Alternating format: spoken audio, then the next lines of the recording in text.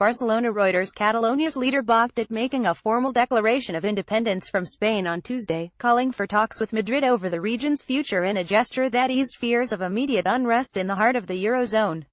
In a much-anticipated speech to the Catalan parliament, ringed by thousands of protesters and hundreds of armed police, Carles Puigdemont made only a symbolic declaration, claiming a mandate to launch secession but suspending any formal steps to that end.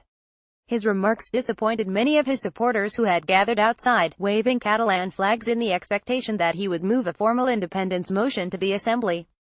But the speech pleased financial markets, boosting the euro on hopes that his gesture would mark a de-escalation of Spain's worst political crisis since an attempted military coup in 1981. Tensions have been climbing in Catalonia since it went ahead on October 1 with an independence referendum that Madrid had deemed unconstitutional. Despite a violent police crackdown, Catalan officials say the result was an overwhelming yes vote. But instead of moving a motion in regional parliament on Tuesday, as Spanish unionists had feared, Puigdemont and other regional politicians signed a proclamation of full sovereignty for Catalonia.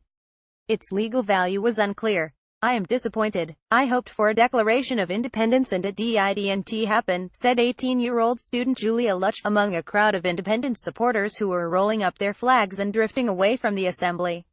In Brussels, though, there was a sense of relief that the Eurozone's fourth-largest economy now had at least bought some time to deal with a crisis that was still far from over. One EU official said Puigdemont seems to have listened to advice not to do something irreversible. However, the prospects for political talks still appeared remote on Tuesday despite Puigdemont's gesture, with Madrid insisting on talks to be held within the law, a phrase that is widely interpreted as ruling out independence as an option. Deputy Prime Minister Soraya Sáenz de Santamaría also rejected the Catalan leader's proposal for talks to be conducted by an international mediator. "Neither Mr. Puigdemont nor anybody else can claim to impose mediation," she said. The Spanish government will meet on Wednesday to decide on its response to Puigdemont's declaration. Stocks, euro rise. Both Spanish Prime Minister Mariano Rajoy's government and European Council President Donald Tusk had urged Puigdemont not to proclaim independence. And French President Emmanuel Macron rejected Puigdemont's call for European Union mediation, saying he was confident Madrid could handle the situation.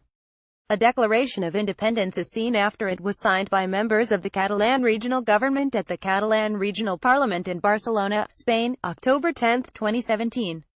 Reuters Albert gave Catalan government said 90% of those who voted backed independence, but turnout was only 43% as many opponents of independence stayed at home. Puigdemont told the Barcelona Regional Parliament that the result provided a popular mandate for independence and he called for talks and reduced tensions. "We aren't criminals, nor crazy, nor coup plotters, nor abducted," he said. "We are normal people who ask to be allowed to vote and who have been ready for all the dialogue necessary to achieve it in an agreed way.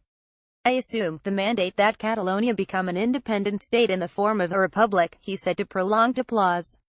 "I propose suspending the effects of the Declaration of Independence to undertake talks in the coming weeks without which it is not possible to reach an agreed solution." After Puigdemont's speech, stocks around the world rose as Wall Street eked out record highs ahead of earnings season, while U.S. Treasury prices paired gains. Some analysts, however, said Puigdemont's stance would prolong the uncertainty and risk from the Catalan impasse.